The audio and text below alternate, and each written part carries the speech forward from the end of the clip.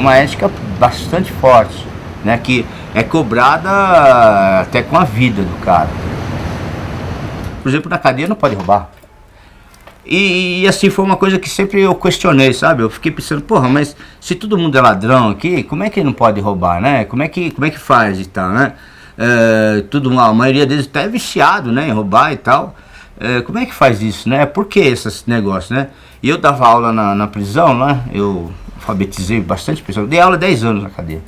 E conversando com os caras na sala de aula, eu falei, pô, mas você vê essa regra e tal, né? Eu não vejo base. Daí o cara falou, daí um dos caras, um dos meus alunos falou assim, mas professor, você já pensou se nós todos nos roubássemos aqui, nós exercêssemos, como é que ia ficar o negócio?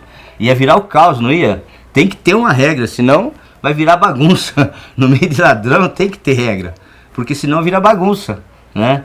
E a convivência, né? Por exemplo, as regras de higiene dentro do xadrez são exageradas. Dia de faxina joga água quente até no teto. Porque nós morávamos em coletivo, bastante gente e tal. Então se um pegasse uma doença qualquer, todo mundo pegaria. As regras, todas elas têm uma base prática, digamos assim. É uma ética prática. Não é uma ética baseada no humanismo, baseada no fato de que o homem é importante, não sei o quê. E sim na praticidade da vida, da sobrevivência e tal. É sobrevivência. Na cadeia, a ética é de sobrevivência. A regra é não levar e trazer. Você ouvir aqui e sair falando ali, entendeu? Tipo, o que você ouvir aqui, morre aqui. Porque muitas lá dentro, elas ficam de leve trás. E é isso que complica elas lá dentro, no convívio. É isso que eu observei de muitas lá dentro, sabe? Às vezes, por uma palavra errada, você muda de cela. Você é escravo da sua palavra, né? Você tem que tomar muito cuidado com a sua língua, né? Porque a língua não tem osso, né? Então ela fala o que quer. E daí, então, você paga por isso, né? Então tem que ter uma ética ao falar.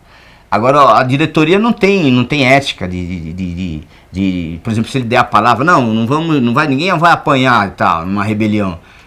Pode contar, logo mais os caras entram enfiando a madeira na gente.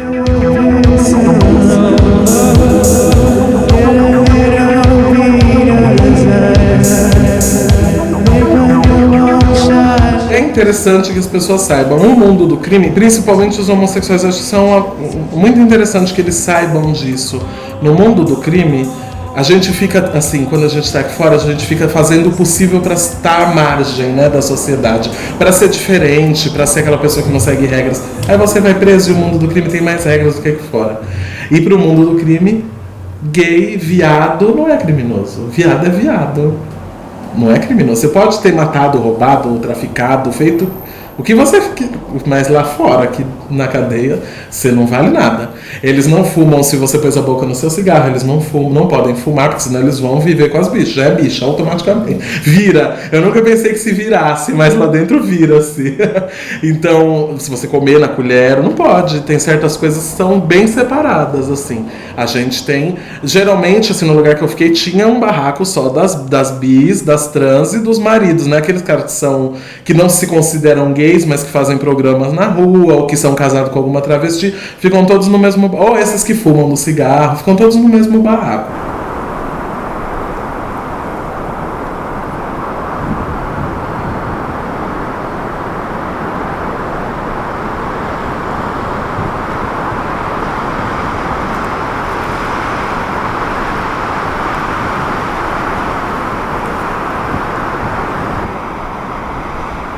Confesso para você que ainda existe, como em qualquer outra profissão, pessoas negligentes no esporte ensinando, né? Todo mundo erra, eu tenho certeza, como instrutor eu já errei e estou suscetível a errar de novo, mas a gente tem que buscar sempre estar aprendendo com esses nossos erros, né? Então, existe não uma fiscalização, assim como eu vou te explicar, desse órgão que está aqui todo dia, mas hoje os próprios instrutores eles meio que dão uma fiscalizada com a instrução dos outros companheiros que estão trabalhando dentro do esporte. Hoje você já pode saber se ele é um instrutor qualificado, se ele está em dia, se ele é regular ou se ele não tem nenhum processo indisciplinar em andamento. Assim como o técnico em paraquedas. O RTA, que é o responsável técnico da área, ele está sempre de olho também, né, no comportamento do instrutor, dos instrutores e dos alunos. Existem as denúncias que podem ser feitas ao órgão, que é a CBPq. A gente se deparou com muitos erros em equipamentos que não dava para acreditar que estava daquele jeito. Então, com o trabalho de uma equipe, junto com a Confederação Brasileira de Paraquedismo, a gente trabalhou muito, estudou muito.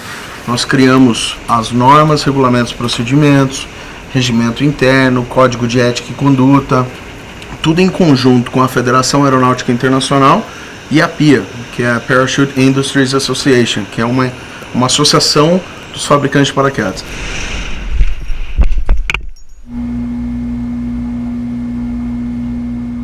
O equipamento ele chega para nós em 3 hipóteses.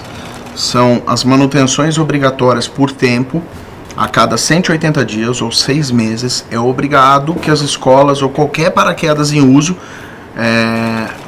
tenha uma vistoria de um técnico master. Se não tiver isso, ele é proibido de usar aquele equipamento.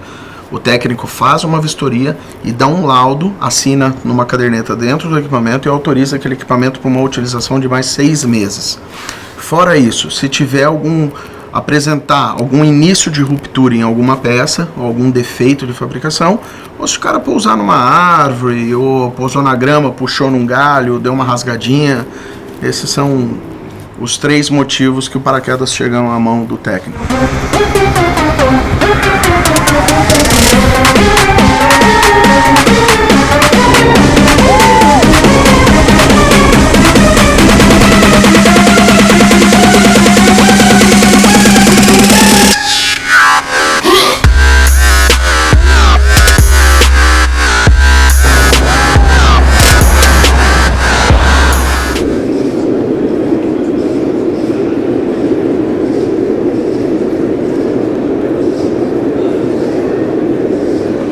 Eu acho que é o caminho, pelo que eu observei, o caminho é esse. Você entra um não criminoso, você entra uma pessoa que cometeu algum delito ou teve algum desvio de comportamento, alguma coisa que é inadequada para convívio em sociedade. Só que lá você é reeducado sim, pelo cara que já é bandido, entendeu? Que já não tem perspectiva nenhuma, não que eu acho que seja irrecuperável também, que eu não acredito nisso, mas aí você chega lá, não tem reeducação. O sistema é todo um absurdo, porque a única preocupação dos caras é que o preso não fuja, né?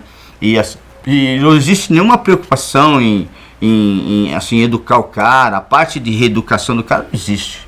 A reeducação do cara é no cano, uma barra de cano de ferro assim e tal.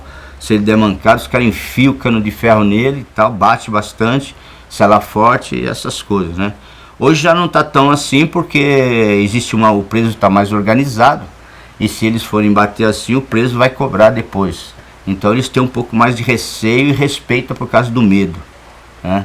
Mas mesmo assim há muita violência, há muita estupidez e não há a mínima preocupação com a reeducação do preso. A policial me deu uma acabada de 12 na boca, onde eu perdi todos os meus dentes. E aí depois, nessa minha prisão, eu tava de prótese. Ele me deu um tapa, porque eles batem mesmo, eles são violentos, eles batem mesmo.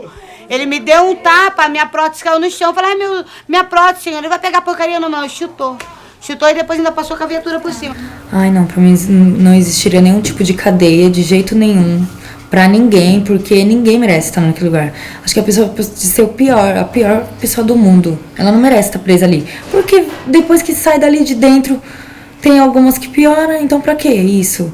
Não adianta. Se eu quisesse estar agora fazendo pior, me revoltando da minha situação que eu convivi ali dentro, eu poderia. Para quem é que funciona essa justiça? A justiça funciona para a elite. Para quem não tá preso, acabou. Paga advogado, se vira, se não tiver, fica com o funcionário público lá que está começando na carreira agora, vai pegar 50 milhões de casos para mostrar serviço e não vai dar conta de nenhum.